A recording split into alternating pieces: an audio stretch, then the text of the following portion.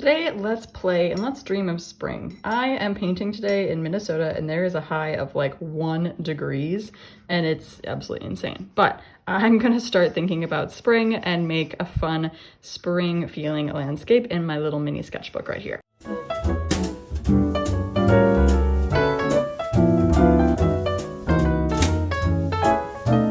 So I'm going across both pages today because why not? And I'm gonna start with just a really colorful sky with lots of pastel colors. So I'm spreading my water evenly across both pages. I always go lower than I think I will need to because I don't wanna leave a gap between my sky and the foreground. Now for pastel colors, it's just a lot of water, so not much pigment. So that keeps it really light and really flowy. I'm gonna kind of almost come out from the center here. So these clouds and shapes are gonna get bigger as they get further away. It's gonna kind of spread outward. This is just kind of a fun perspective. It really makes the sky feel grand when we can show perspective in the sky and the way we move our brush strokes. I'm actually using a Dagger today. I don't use these very often, but I thought I'd pick it up and just see what it feels like because I can really do skinny points, but I can also push and spread that paint around with a nice flat area. So I thought it would be more versatile for what I'm working on today. So here I've got those lines. Again, I'm trying to create a little bit of movement, so a few kind of lines shooting out, but really it's still a sky, so it shouldn't have actual physical lines in it. It should more just feel loose and beautiful. So try to water down my orange a little bit. That was a bit aggressive. And again, pastel, which means mostly water, not much. Now I'm throwing some orange in here because orange and pink are just lovely together, but I have to be careful because blue and orange are opposites. So if I put any orange onto my blue and mix it together, they're gonna turn brown. And I really don't want brown in my sky today. So it's easiest if you stick to analogous colors, but for this beautiful sky, I really wanted a few different colors, some warms and cools. So we just got to have some extra things in mind when we do colors that are opposites. It's still possible. As you can see, I don't have any brown happening yet, but what I'm doing is I'm making sure that I let the colors kind of spread on their own and I'm not blending them together. If I start to blend the colors together, that's when I'm going to make new colors versus letting the colors just sit and be pretty on their own. So I'm just placing them on the paper and letting the water and very gentle brush strokes push them around. Okay, I'm quite pleased with that sky. After we do our sky, we do need to dry it. So you can either let it dry or make it dry. I like to use a heat gun because it doesn't blow everything around on my tabletop, but a hairdryer works too. Here we go. Okay, so before we get to our flower field in the foreground, we're gonna put a little mountain off in the distance to kind of break up our landscape. So I'm gonna be using some purple and maybe some blue together to make kind of an indigo color. So waking up some purple, some blue, and mixing those. Oh, I think that looks lovely. Okay, to make my mountains, I'm gonna use the pointy part of my Dagger brush to kind of just push up in kind of uneven amounts. Jump over here. So there's some actual peaks, but a lot of just kind of bumps, or maybe this one's gonna go higher. And then I do want it to kind of end flat for my field. So I'm gonna then be more careful at the bottom of my mountains. Instead of fading them completely down, I'm actually going to use the bottom of how I draw this to start my field. Oftentimes when I'm painting mountains, I like to just fade the mountains down and layer something else on top of them.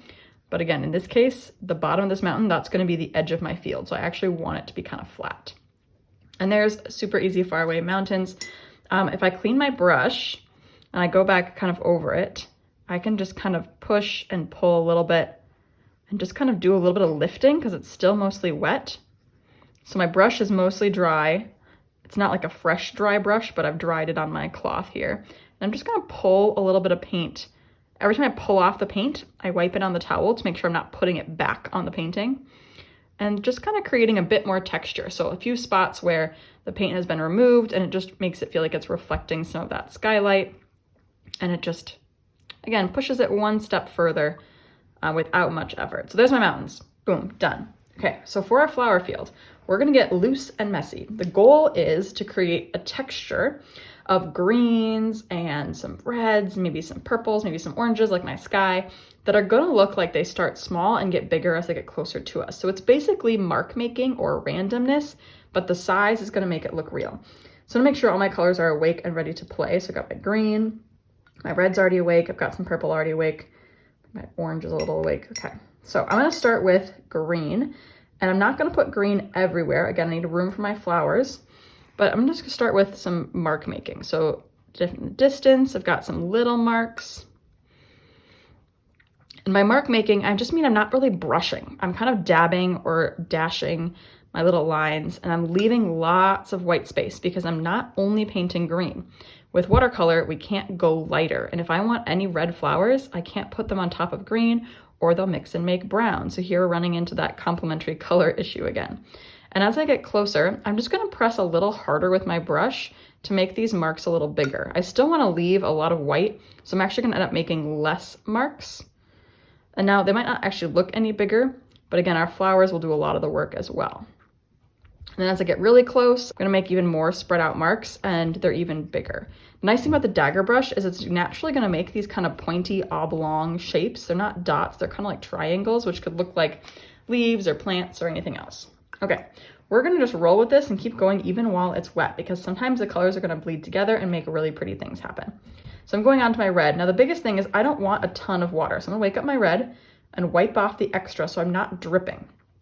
And I'm gonna again start in the distance with lots of little dots. And sometimes it's gonna touch the green and that's okay, but I'm aiming for the gaps between the green. And I'm just using the very point of my Dagger brush to make it nice and pointy. Again, not a lot of water, so make sure to wipe off the extra and just dabbing little tiny dots of this red. I like to kind of go in these stripes. I've got small, medium, large. It just helps me keep track of what I'm doing. And then in the middle, again, we're going to medium. So I'm gonna press a little harder. I'm still aiming for these empty spots in between the green. Going a little bit bigger, but still medium shaped. It's okay if they touch because again, that can just make these happy accidents happen. And then the foreground, I'm gonna almost turn my brush a little bit. So I'm getting more of this triangle shape and they're just a little bit bigger. Maybe sometimes they're kind of clumped together even to make a whole little group, but I'm still looking for those gaps between the green. That should be like the title of a book, Between the Green. Okay, so now let's go to our next color. I think I'm gonna do some orange next. So again, wake up my orange, wipe off the extra. I don't want a lot of water. And same thing, just gonna keep layering. My goal is just to fill in almost all the white by the end. So each time I go in, I'm getting a bit more precise to look for those empty white spots because at the end, I don't want a lot of white. Now the white might look like another flower. It might just look like highlights and that would be totally fine. But if I have too much white, it just looks unfinished. Also, I gotta be careful not to leave a gap between the hill and my mountain. Some of my little orange marks or even the red and green should go up on the mountain a tiny bit to make them feel like they're overlapping. In a landscape, things aren't separate. They all overlap a little bit and hang out together in the scene. So we want to do that with our marks as well. As I get to this middle area, again, I'm gonna make my marks a little bit bigger, press a little harder with my paintbrush, but I'm still looking for those gaps. My green is starting to dry by this point, which is fine. So less of that random mixing is gonna happen and I can be a little less worried about those two colors merging. So what would have actually probably been smart is to save my red for the end when the green started to dry. Oops, I just said red and dipped in red. Because then I would have had less chances for that red and green to make brown. And I could have started with like purple or something because purple and green wouldn't be as muddy as red and green would be, but that's all right. We live and we learn, right? And I still enjoy the way it's looking. And then as I get closer to the foreground, I'm gonna press a little harder, do a few more kind of smudges that kind of blur and smear together. It's okay if they're overlapping each other a little bit. Watercolor is transparent, so even if I go on top of something else, I'm still gonna see it through that other color a little bit. Look how this just feels like a full field of color. I'm really enjoying the way it looks. All right, I'm gonna wash this brush off and I'm gonna do a tiny bit of purple. Probably not as much as my other colors. I got purple, wipe off the extra. Again, not a lot. And I'm just gonna be a little bit more sparse with this one. So just a few dots around, maybe a few bigger ones up front. This is a big field of a lot of flowers. Ooh, those got kind of big. Little dots in the far away, big ones, medium ones. So I'm not doing as many of these because this purple is just such a richer color. I don't want it to overpower the other colors that I also love in this piece. So I'm just being a bit more subtle with where I put the purple. Okay, now to really finish off this piece, I do want a few like kind of defined flowers or flowers that I could trace with my pen, because you know I love to do that. So I'm gonna get my red back again, and I'm just gonna kind of smudge and smear a few red flowers on top of these other colors. And they might look like they have more than just red on them. But I'm just making these sort of blobs. And the idea with the blobs is they have lots of little bumps, so they look like petals. So it's not a specific flower that I have in mind. I'm just making a larger kind of shape that's closer to us. Maybe there's a few medium ones. And then I'm gonna switch back to my green, wipe off the extra, and just do a few kind of little like lines in the foreground. So it's a few little stems from these others. Maybe there's a few just little random kind of blade dashes. So it's just kind of it's grounding some of these flowers and maybe some like side stems to make them feel even closer than the rest. Now they're still very blobby, and that's all right. Maybe I'll actually go back in with my green now and really fill in some of these gaps, because there could be more green than flowers, especially far away. Maybe there's less flowers. So my green is kind of my catch-all. So if I see areas where there's a lot of white, I'm just gonna go back in and gently, try not to cover up, be very loose and careful with my brush so I can still see some of those beautiful colored flowers through it, but just fill in a bit more of those spaces. Now I'm gonna dry this, and I'm gonna finish it off with a few pen lines that'll really make it stand out. Okay, now you know I love my micron pens. These are waterproof, archival quality. They can go on top or underneath paint, so you can use them whenever you want. So I'm gonna use these to finish off these flowers. So I'm kind of picturing flowers that are like kind of about to bloom, but they might not be open all the way. So I'm gonna create kind of some little petals that kind of stick up. So they're like little skinny ovals that kind of all point up. And then I'm gonna create the little stem that goes down, maybe a few little blades of grass leaves. All right, let's do another one here.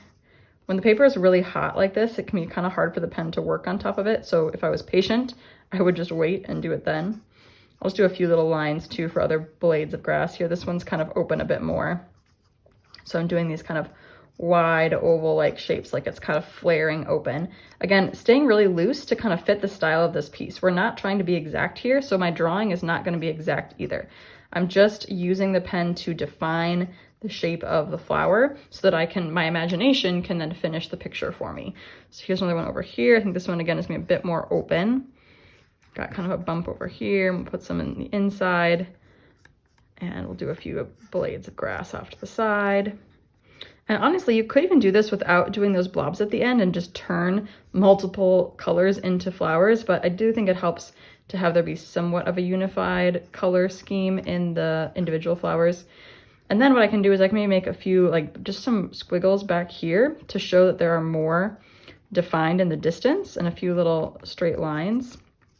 So I'm just gonna go in and create a few little distant clumps of lines, especially in this middle area, because those ones wouldn't be quite big enough for us to see, but we know they're there. So I'll find a color and just use a wiggly almost spiral to trace around it.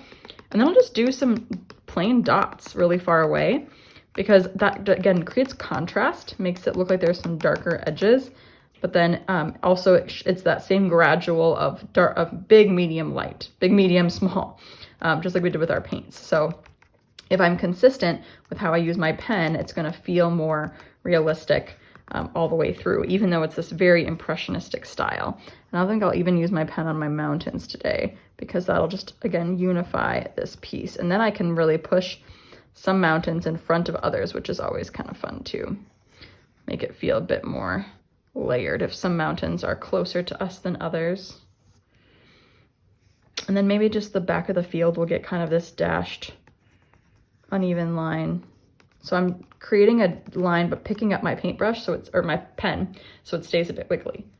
And there we have it. I've finished my springy pastel sky flower field landscape. I had a lot of fun with this one. It was kind of a challenge to think about how those colors are going to blend or bleed, and it might push you to be more careful and also to let go and just let the colors do really pretty things. So I hope you enjoy painting with me, and I will see you in the next tutorial. Happy painting!